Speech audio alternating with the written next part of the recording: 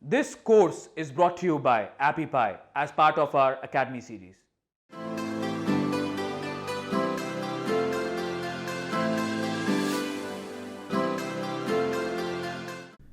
In this video, I want to go over 3 very common and good practice and popular ways to launch your app that you can also follow.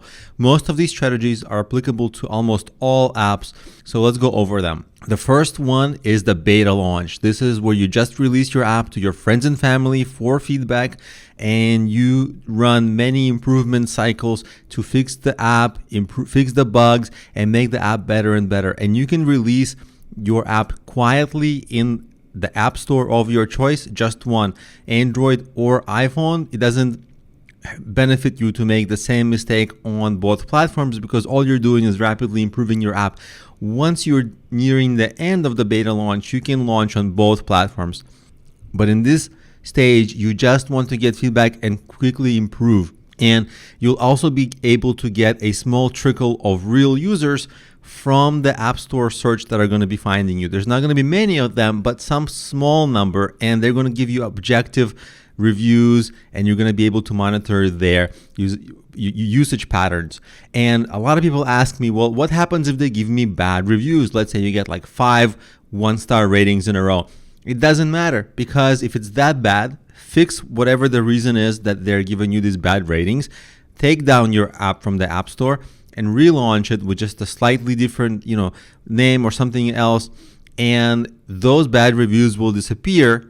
And so those bad reviews in the beginning, they don't matter. They're not going to hurt you. And because it's early, that's something you can do. Later on, it's not going to be that easy. That's why in the beginning, you want to make all those quality improvements so that you're going to continuously get good reviews. Once you naturally get good reviews from objective users who are not your friends or family, then you're ready for launch type number 2, which is the publicity launch. At this stage, you should have your app on both iOS and Android, because let's say people see your app on social media or maybe even TechCrunch or wherever. TechCrunch is a big publication if you're not familiar with them. If they want to download your app and you're only on one platform, you're going to be missing 50% of the potential downloaders. So you want to make sure that people with Android devices and with iOS devices can download your app. And while you're in the beta stage, that's the first stage, you should be reaching out to the bloggers, the influencers, different publications, and pitching them your app so that when you launch, you get this big spike of downloads and hopefully a big spike in reviews. And all that is going to make you go way up and propel you in your ASO, in your ranking for your most important keywords.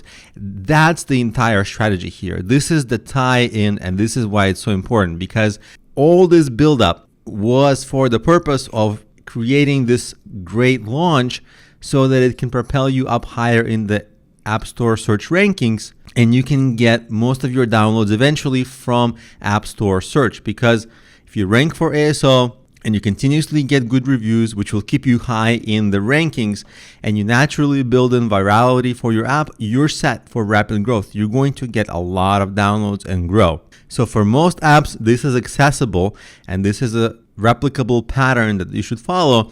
And the third part of your publicity launch, that's not available for all apps, and that's launching at a conference, at an event. So if you have a relatively small app, like a puzzle game or something like that, and it's not that new, this might not be for you.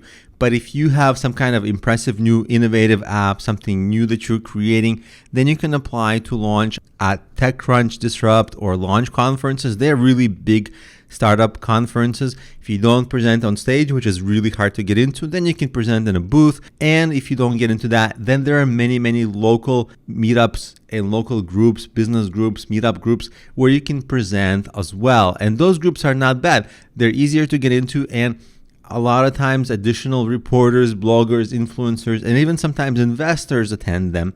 So you'll be able to get more exposure. So follow this pattern from the launch type 1 to 2 to maybe 3, and that way you'll get all the benefits of launching in all the right ways.